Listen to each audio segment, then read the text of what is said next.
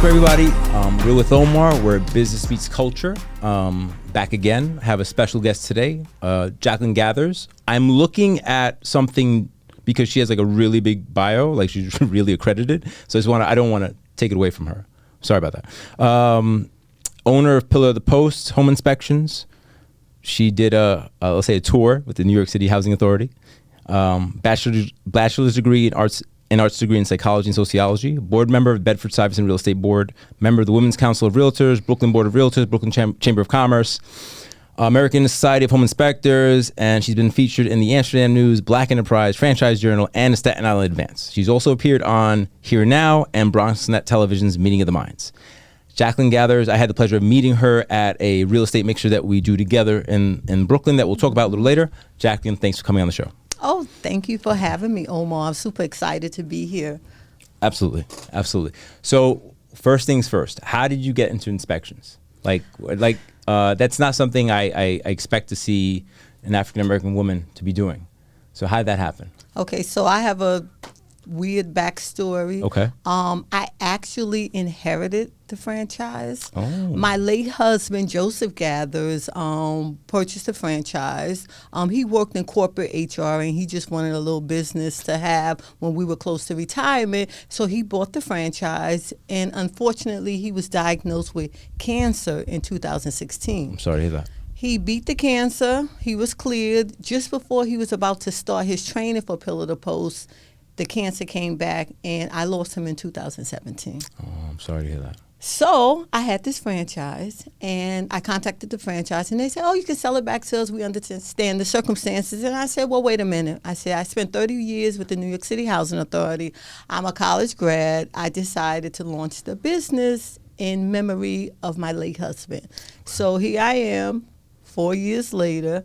The business is doing really well. I have 3 inspectors on board now, and I actually spend my time teaching the home inspection component to nonprofits throughout New York City to make sure first-time home buyers understand the process of the home inspection and how important it is in the transaction. So when you say nonprofits, you're talking about like organizations like NYCHA, things like that? You go to NHS, right. Impact Brooklyn, Okay. Harlem Development Corporation, Okay. organizations like that assist first-time home buyers and have first-time home buyer seminars to teach first-time home buyers the whole process of purchasing property. I do the home inspection component. Okay. So for people that don't may not know this, when you're purchasing a home, whether it's a commercial property or a primary residence, right, there's a couple of reports that need to be done. There's the title report, which is basically the credit of the property, which, the chain of title, who's owned it, how many years. There's the appraisal, which will determine what the bank will lend you based on the value of property within comparables within 2 to 3 miles within 6 months. But the inspection report is usually what the home buyer buys first before they sign the contract to make sure there's no serious, let's say, structural deficiencies. Right? Can you give the people out there an example of what a structural deficiency might be? Okay, so we do not care about cosmetic stuff when we do a home inspection. Our concern is the main components of the property, which is the electrical, which is the heating, which is the roof, which is the plumbing, and structural issues. When we see issues in the basement that looks like there might be structural issues, we always recommend that the buyer bring in a structural engineer to guide them from that point on. And the whole point of the home inspection is about transparency. Right. No home is perfect. But as a home buyer, you want to know what the issues are with the property so you can make an intelligent decision whether or not you want to buy the property or not. Right. Now, in this hot market, a lot of buyers are waiving the home inspection. I'm hearing about that, And we go crazy because that is not something you want to do. We know Mercedes-Benz is a top-of-the-line vehicle, but would you buy one without a test drive? Right. And that's what you're doing when you are waiving the home inspection. What we are seeing, and we are encouraging clients, if worst case scenario, you feel the need to waive the home inspection to get the property, have the inspection done anyway afterwards. Right. And that's what we've been doing. We've been doing a lot of Post-closing? post-purchase. Yes. Wow, post-closing inspections. Yes. Never heard of that before. All right. I mean, they're waiving inspections. They're waiving appraisals. I feel with the interest rate rise, we've gone from 3 to 5 in the last 8 weeks, 6 to 8 weeks. I think that's going to kind of calm things down a little bit. But what do you think? What have you seen? Have you seen a drop in orders, or no? Nothing has stopped. It's still moving forward. It's moving a little slower because what's happening, we have clients, unfortunately, that we've done 2 and 3 inspections for because the deal fell apart. They lose the deal. Yeah. You know, regardless of what happens, the home inspector still gets paid. Mm-hmm. You know, when we get to that point, we start kind of trying to discount them. But people want properties. Right. And they are doing their due diligence. And when the deal falls apart, they just keep looking. So, you know, it's a little slower now because inventory is low. Right. You know, it's a seller's market. Mm-hmm. People are still doing due diligence to get a property, and they want a property, and it's still moving. Mm-hmm. What's the craziest thing you've seen on a home inspection? Like, don't buy this house. That type of thing. Yeah, we saw a house that was leaning. Literally, you like know. this. I always say, you know, when we do an inspection, we stand across the street and we look at the property from across the street. Because you can't really see that when you're close. Right, too close. And this house, apparently the house next to it was torn down. Mm-hmm. The house to the other side was torn down for new construction. So support that it had before. Yeah, it was leaning. Started leaning. So I was like, I told the client, come. We never tell a client to buy or not to buy. Right. We give them the information and we let them make a decision. You do what you And have when to they do. ask us, what do you think? I say, well, read the report. If it's something you don't understand, we'll explain it. So I asked her to come stand across the street. She looked and she was like, yeah. So I said, what do you think? She was like, no. Nah, the house might fall down. Yeah, the house might fall down. Yeah, absolutely. Inspectors, like, usually, how do you get your business? Like, do attorneys refer you? Do realtors refer you? Do loan officers refer you?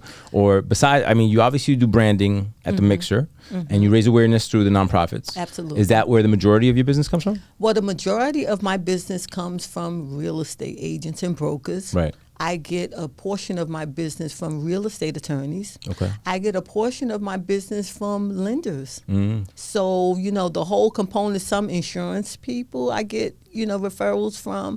But I'm at the point now in my business where the bulk of my business comes from referrals. Referrals, great. Happy clients. You know, I've done moms, I've done dads, I've done uncles, I've done aunts. The whole family. Sister-in-laws, ex-husbands. Right. The whole family. They were happy with your service. Yes. And that's a testament. I think that some people, you know, like everybody's trying to like reinvent the wheel, right? They want to know, well, how do I want to grow. And I sometimes tell the younger guys that are coming up, I'm like, well, do good work and you'll grow. No they gimmicks. they think that, no, if I post this on Instagram, I'm like, that's going to help, but it's not going to be the core. The core is what you do. Your good business, your good work will speak for you. Absolutely. No gimmicks. Be consistent. So with Pillar to Post, they know every inspection they are going to get the same experience. We are going to show up early. We are going to be in full uniform. You see my vehicle is fully wrapped. Yeah. Her vehicle's wrapped. I knew where she was. I thought I wouldn't find her, but I found her. They get the report the same day. Right. There's no waiting for the report. Full color pictures and all. Our program is on an iPad. The technology is here. Right. They take the pictures, they drop it directly in the report. So they get the report the same day. And we give them this nice little binder, especially for first-time home buyers, with a lot of good information in there. One of the things that's really important in their binder, there's a checklist, front and back. Every area you should check in the home once a year. First-time home buyers, they're buying furniture, they're decorating. You need to check your attic once a year. So we make it super easy for them. It's a checklist. We tell them to put the date on the top, make copies, and every year, these are the areas in the home you check. So what are the areas? The attic you mentioned. What else? The attic, the basement, the exterior, check the windows, the HVAC, the AC systems, the floors, the doors, the cabinets, the crawl space. If you have your waste drain, we always tell them have that cleared once a year. Okay. Every area in the house, especially people tend to ignore their basements, the attics, and the exterior. Okay. They come in, they don't pay attention. You know, there's a loose piece of siding in the back, or the grill was too close and it melted. Started burning. Yeah, I've seen that. So you need to check your exterior. You need to have a roofer come once a year and do an assessment. You replace shingles as you go along, then that will prolong the life of the roof, and you don't have to have the entire roof replaced. Your boiler, we tell people all the time, don't call someone when there's a problem. Once a year, have it maintained. Right. Because if you maintain it, that's going to extend the life of the boiler. Just like you get get your oil changes for your car. It's not expensive, but those oil changes extend the life of the car, and that's what we tell people to maintain their items in their homes. The exterior, check those areas, and again, we make it really easy for them with the checklist. Yeah, it's tough because so everybody's in a rush to, like, for the American dream, right? So everybody wants their piece of the pie. Everybody feels entitled, and I get that. I'm all for that. But what the second part becomes, like, once you reach a level of success, and buying a home is a form of success, right? You've solidified, you now own where you live, which is a big deal. And until you do that, you won't really understand what I mean by that. Like, absolutely. Right? So it's a whole different, when you start owning things, it's a little different. The feeling, the mindset changes. But the second part becomes, maintenance, right? Like, I got this nice house, I got to maintain it. Like, people who come from the renter's mentality, they always just run it till it breaks, right? Right. And when you own things, you got to preserve them. You got to take care of them. It takes a little more work, but in the long run, it costs you less. And plus, absolutely. And I think that's something I wanted to touch on too, because people they forget that part. They think that, I just bought it, I did it. No, we just started. And that's why we have the checklist. Right. And that's why we're all about not just doing an inspection and disappearing. One of our packages, because we're not a cookie cutter company, we have 3 different packages. So let's talk about that. Okay, so the Plus package, it's a basic inspection. Okay. We use those really for our investors. They're buying a property. They're going to gut the whole thing. Right. They just want to know about the bones of the property. Those components I discussed, the roof, the plumbing, and stuff like that. Right. The second package is a premium package. Mm-hmm. That package is, I always steer my first-time home buyers to for 2 reasons. That package, they do the IR scanning, so it looks for moisture in the walls. We have the equipment that does that. Okay. And that package, more importantly, comes with a lifetime maintenance advisory. Lifetime? Lifetime. Okay. So as long as we did the inspection for that property, we archive all our reports. A year later, you can call us if you want to do a renovation project, or sometimes we get calls because they're first-time home buyers. They hear a funny noise in the boiler, and I say, well, what? They say, well, Ms. Gathers, what is that? I say, I don't know. Sounds like you need to change the filter. So they can call us first before they bring in someone from the outside. We can kind of point them in that direction. And that, to me, is extremely important for first-time home buyers to have that resource. Sounds super helpful, yeah. I agree. The last package we don't use very often, but it's called the Prestige package. And that package is for families who have kids that are chronic asthmatics, or someone has a chronic breathing disorder. And what we do is we take air samples and we take samples, dust samples, and we send it to the lab to see if there are any allergens in the house. So, well, in a place that has a lot of like woods, you'd have a lot of allergens, no? It depends on how the home is ventilated. Oh, okay. Because it doesn't come in if you have good ventilation. But sometimes people move into a home and all of a sudden they're sick all the time with their allergies, or it's not allergy season, but their nose is always running. The kids are always sick. There's something in the home, some allergens that they need to have cleared out. Oh, wow. So we don't do that very often, but we do offer that to some of our clients that might have those issues. They might have kids that are sensitive to that stuff. Mm-hmm. Yeah. I mean, that should be really helpful in the Bronx. The Bronx has the highest rate of asthma. I know. In the 5 boroughs. Because of Hunts Point. Yes. Yeah, because of Hunts Point. I know the whole story with There you go. Yeah. Do you know Majora Carter from the Bronx?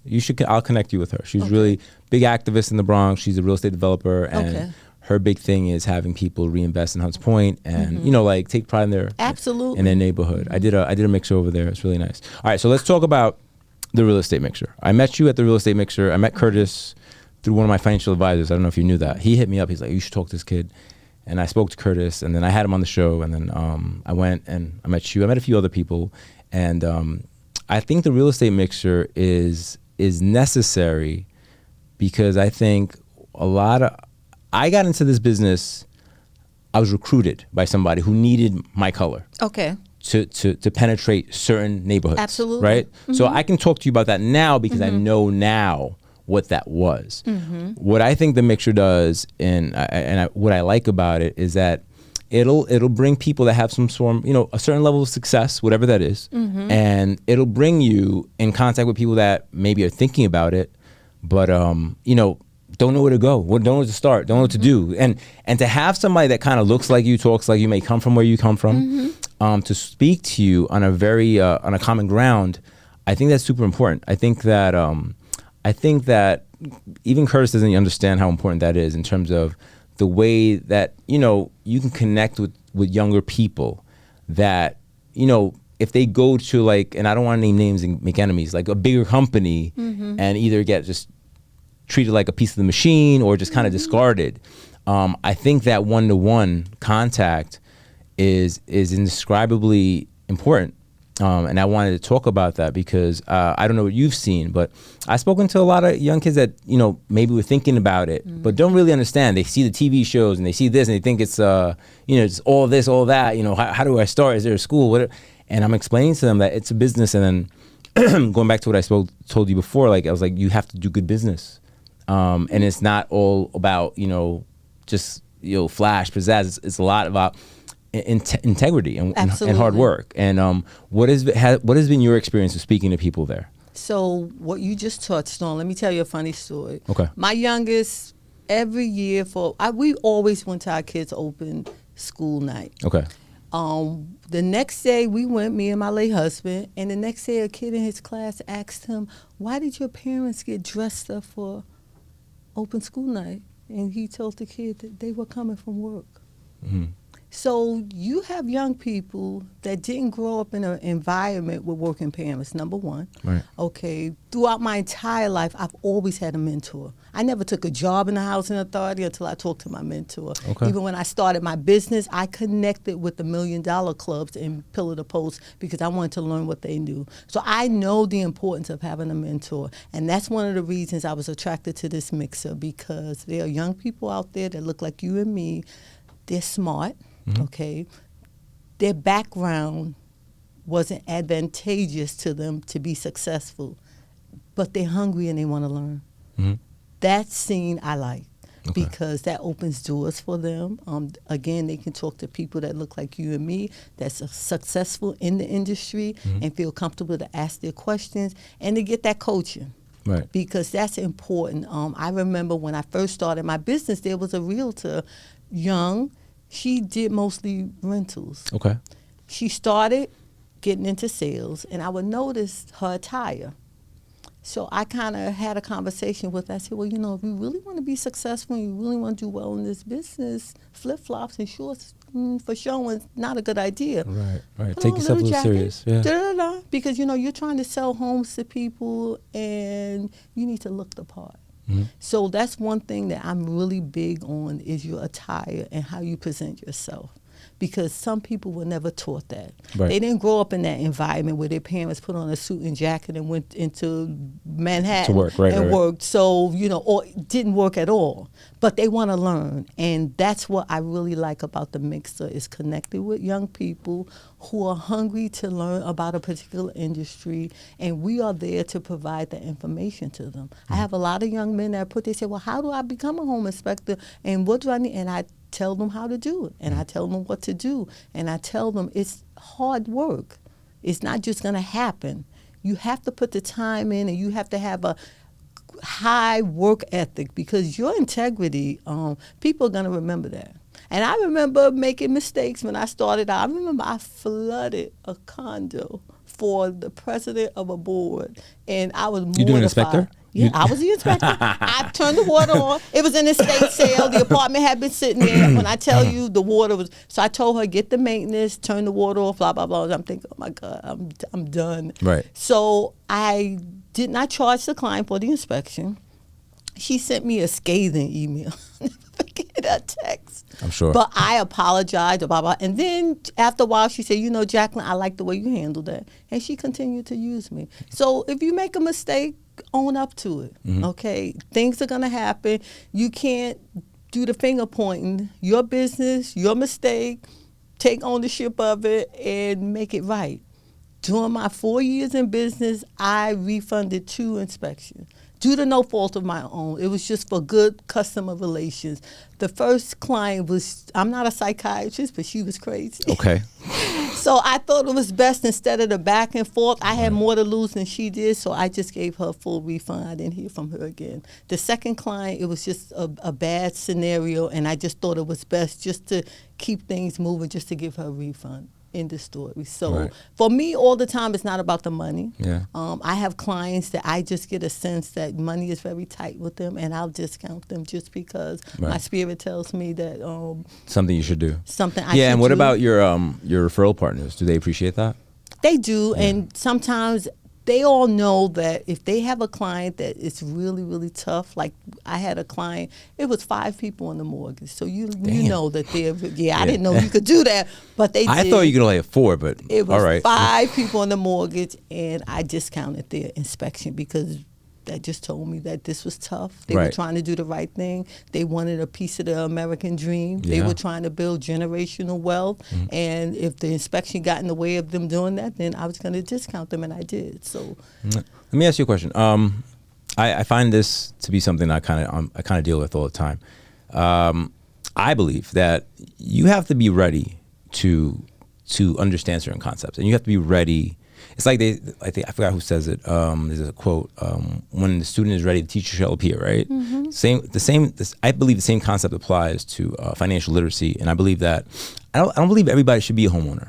I don't believe everybody has the right attitude, because some people they aren't built for that. They'd rather, hey man, I'm gonna rent. There's a problem, I'll call, fix that. I'm out of here. And so, because I run into families, especially unfortunately, I run into families sometimes when, like, let's say the main provider passes away, and then you have a whole bunch of family members. Nobody is taking care of the house or doing what the main provider did, even just to kick in. But everybody has their hand out. I'm like, you guys don't understand. Like, this is a vessel. Together, you guys can preserve it. You can live somewhere and own it. But they're so, I want my $50,000 inheritance. I've seen that and I just unfortunately, the reason I'm talking about it is because I just wanted to give some light to it, because it's like the short game and the long game, right? Like they're not understanding that, they're not seeing the way the big picture plays out. They just see what they see right in front of them, you know? And what do you think about that? I think that you're right. If it was easy to get into law school, everybody would be lawyers, but it's a differentiation. It's not for everyone. Some people do it later because at the time they're not ready for it. And I always say, when you get things that you're not ready for, it's either going to be very difficult or you're not going to keep it. Right. Okay, so it's a mindset.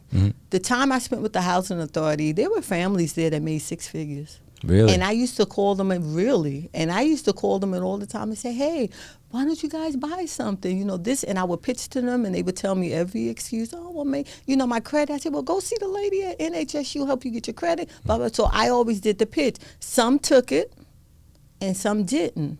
Some that were hungry for it, they would say, well, what do you think I should do? I said, well, listen, take your income tax. Instead of going on vacation and buying a car, 3 years, save your income tax. Right. That's a down payment. Look at your budget. I used to do budgeting with my tenants. I used to tell them, look, cut this out, this is your down payment. I had a gentleman, I'll never forget, he worked for the Transit Authority. He was young. He was about 24. He made really good money. He always paid his rent late. And I said, why do you pay your rent late? He said, oh, I'm busy. So I'm busy. Yeah, that's what he said. And he did do a lot of overtime, blah, blah, blah. So I told him, look, you get paid every week. I took his rent, divided by 4. I said, every week pay this amount. Right. And he was like, I never thought of that. I said, yeah. I said, and you make good money. You could buy a co-op or a condo, this, that, and the other. So I started, when you plant the seed, some are going to receive it, and then some are just going to keep giving you excuses, and you know that they're not ready for it. They just don't want it. And that's okay, too, because that's their life, that's their space. But those that want it, we want to open their eyes, and we want to make sure that they get it. Because, give them that guidance. The media wants you to think that you cannot afford a house in New York, and that's simply not true. You know that, and I know that. You just have to line up your ducks, and you have to do due diligence, and if you stay the course, you can own a property. Yeah. What do you feel that the narrative is right now with housing in New York City? Low, middle income, and low income, they're just being pushed out.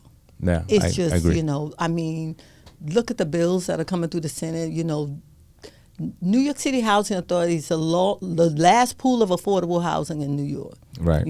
And that's based on your income too. That's based on your income. Yeah. Once you get in, you're in. Okay. Things, it rises. They really don't bother you too much. But once you get in, you get in. I just feel like there should be other types of affordable housing. Other options. People. Absolutely. Yeah. What about students? They finish college, they get their first job.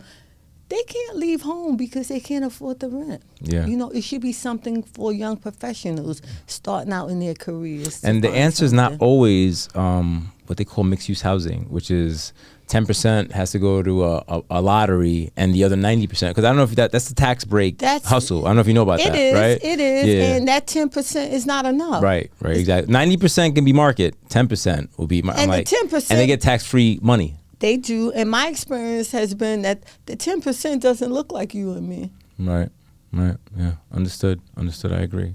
I think that what we're talking about is some people get it, and some people are just gonna fly over their heads, unfortunately. But that's what it is. It's just if you don't get it, educate yourself, because you should be able to get it, especially if you want to leave a legacy for your family. Absolutely. And that's the beginning of generational wealth. My dad had a house in Alabama, which I still own, and he always told me not to sell the house. Oh, okay. And my siblings wanted to sell it, but I held on because he told me that was the beginning of my generational wealth. Right. My kids understand my home is not to be sold.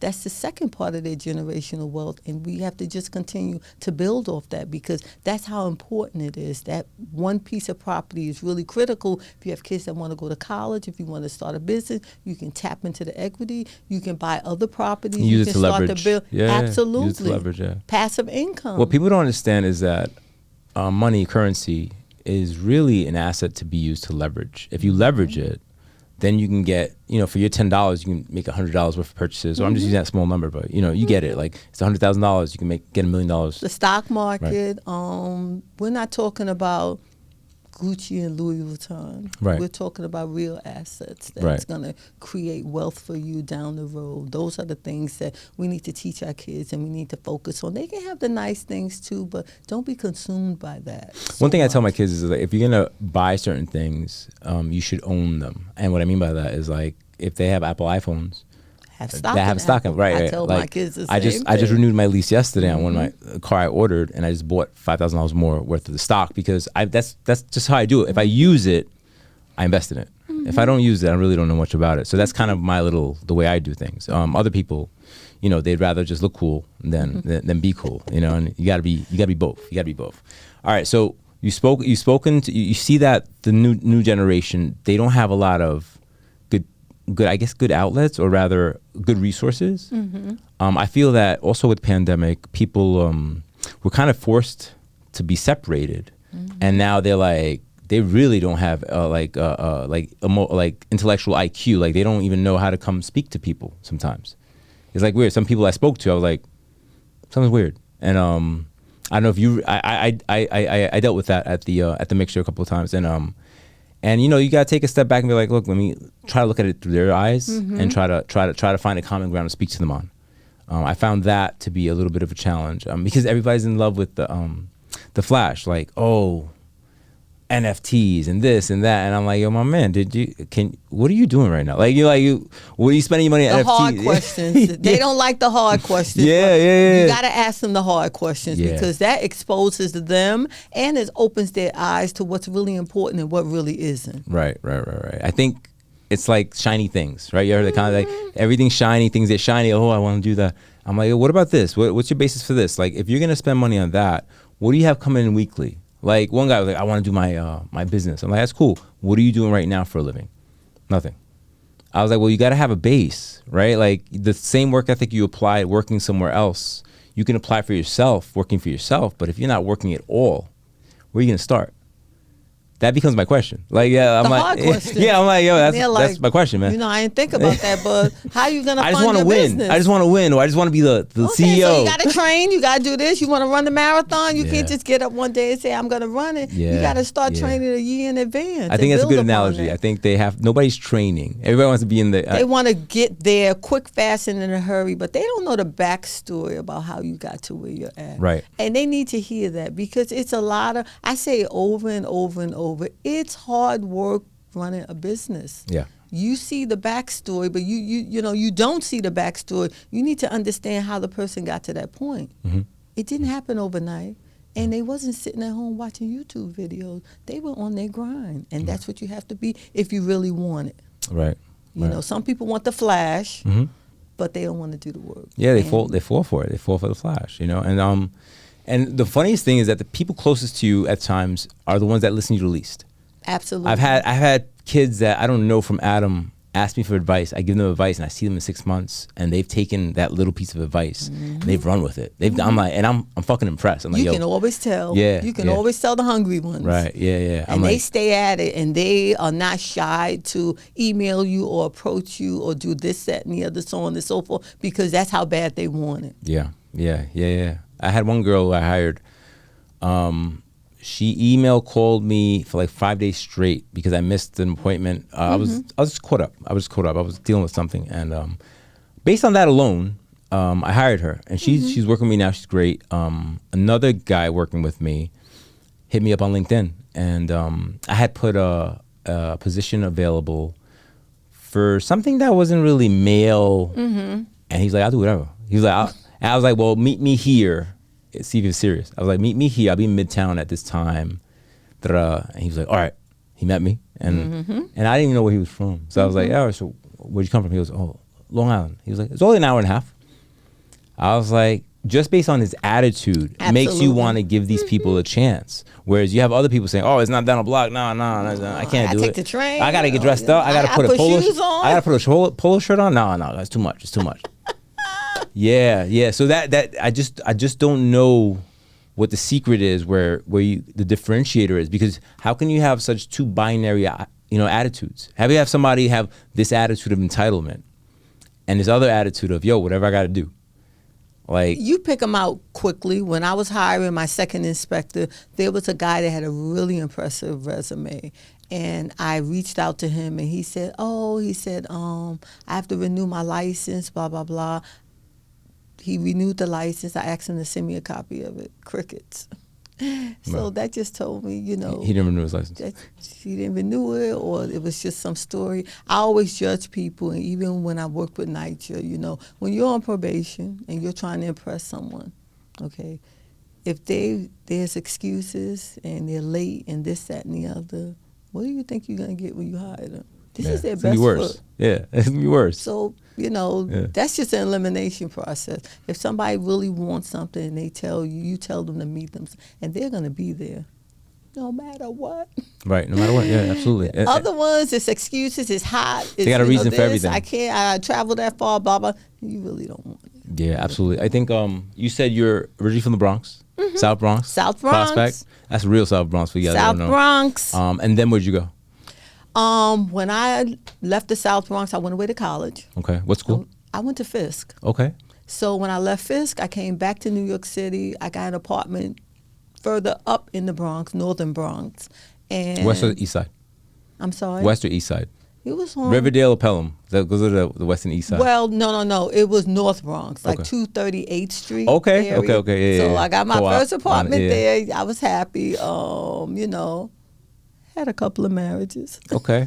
It happens. But my second one, after we got married, we moved to Brooklyn. I was in Brooklyn 5 years, and from Brooklyn, I went to Staten Island. That's where I've been for the last 20-something years. I love Staten Island because with 3 kids... It's like the forgotten borough. It's the forgotten borough. Really it's the green borough. 2 lakes, 2 parks. Nice. They still had the music and art programs, and that's what out of all the other boroughs, it was gone, but they held on to it. And I just like the small suburban environment and not having to travel that far, because you could go to Jersey, you could take the ferry over to Manhattan. In Brooklyn, right there, right? In Brooklyn. Yeah. So I've just been very comfortable there.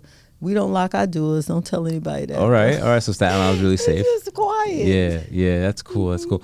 I feel that I recently left the Bronx about a year ago, and going back to my old neighborhoods, you feel the difference of the quality of life. You feel Absolutely. You feel the difference of I guess just the environment, And I don't know what's happening in the NYPD right now, but things don't seem as nice as they used to be. It's tense. Yeah. And one of the other reasons I like Staten Island, they had no metal detectors in the schools. Okay. I did not want my kids going to school with any metal detectors. That was just like a hard no for me. Right. And if I had to do that, then it would have been private school. But I was able to send them to public school in Staten Island, no metal detectors. Okay. And they were all older, right? Your youngest is 22. Mm-hmm. My youngest is going to be 18 tomorrow. Oh. Yeah, I started young. I started really young. But yeah, man, like you give them the best life you can give them. Absolutely. And then with like, some lessons along the way, not just to give, but to help them understand finances. You know, Yeah. I talk to my kids about money and savings and so on and so forth, and just making smart financial moves that I didn't have. Yeah. We kind of figured it out along the way. yeah, I don't think my generation, my mother's generation prior They to just said pay your bills. oh no, you couldn't even ask no questions. Like, how dare you ask me what I make? You'd be like, what? Yeah. I think there's been a real big switch or pivot in terms of discussing finances. Absolutely. Like, I'll give you an example. I know he's gonna get mad at me right now. So my middle son, he ended up during the pandemic, he ended up trying to try his hand in the market. Okay. And everybody was doing options, and options are it's for sophisticated people only. Like options in the stock market are like, it's like a true gamble. Yes, you can make money, but you lose your money. It's not like you own anything. He took a beating on that. I wish we had spoken about it, but I told him also, I was like, look, you can't be, I'm so glad that you're willing to talk to me about it. Absolutely. I'm glad you're not embarrassed by it. I was like, as long as you learn from it, you should be all right. It's a learning experience. But what I feel is, like, especially during the pandemic, what happened was that everybody was looking to learn something, a get rich quick scheme, going on YouTube, not knowing who's what's what. And because I told him, look, it was stimulus money anyways, unemployment money. So like, but if you would have earned that money, you know how much more upset you would have been? Absolutely. Yeah. Absolutely. It's not for the faint of heart. And if you're going to do the stock market, you have to be able to buy and hold and not look at it every week. And you just have to because the stock market but it always recovers. Right. So you got to be able to stay in it for the long haul. Right. If you're going to buy, just leave it there, unless you need it quick. When I bought the house, is right when Apple and Tesla split. Ooh. So I dumped into that and I pulled it out in 2 months, and I made almost half my money, like 50% of my money, and that helped me get into the house fast. But that was just something I don't, it's not for the faint of heart, like she said. It could have went the other way, I could still be where I was supposed to be. Luckily, it went my way. What other things can you tell the listeners about being a franchise owner that they might not know? Like, being a franchise owner means you're under a bigger umbrella. You got to follow their rules. Absolutely. Right? So that's the good part about a franchise. You do not have to recreate the wheel. Right. They do the marketing. They give you the business plan. If you follow the script, you will make money. Just follow the script. You don't have to figure out anything. Or the branding, you just order it. Right. Easy it's all done. peasy. Now, the rule part, you have to stay within those parameters. So I can't offer clients things that the franchise does not approve of, that they don't offer. Can you give me an example? And say for instance, with this weird housing market, we've had a lot of clients approach us about doing just like a walkthrough inspection. Meaning just, they want the house, they know it's good. Just take a look? Want you to come in and take a look. We don't do that because there are liabilities involved. Some inspectors might do that. That's not in the franchise, and just do a walkthrough, take a peek at the boiler and the hot water heater and look at the plumbing. We do a full inspection. Right. That's what our insurance if we're engaged, covers us right? for. If we're engaged to do something, we have to do it. Right. So that's something that we don't do, and we got a lot of requests for that. And I tell them I can do the plus package, a complete inspection, but I can't do a walkthrough. So there's certain things that we're not allowed to do, and honestly, that protects us. And remember, a franchise is about a brand. Right. Okay. Right. So integrity of a brand. The integrity of the brand. Pillar to Post is all over the United States and Canada. Okay. So when I get clients that's going to Florida, I'll refer them to a colleague in Florida, Pillar to Post, because I know they're going to do the same type of inspection I would do. So I like that part of it, because for me, never having a business before, like I said, my late husband was the business person. He worked in corporate HR, so he understood the script.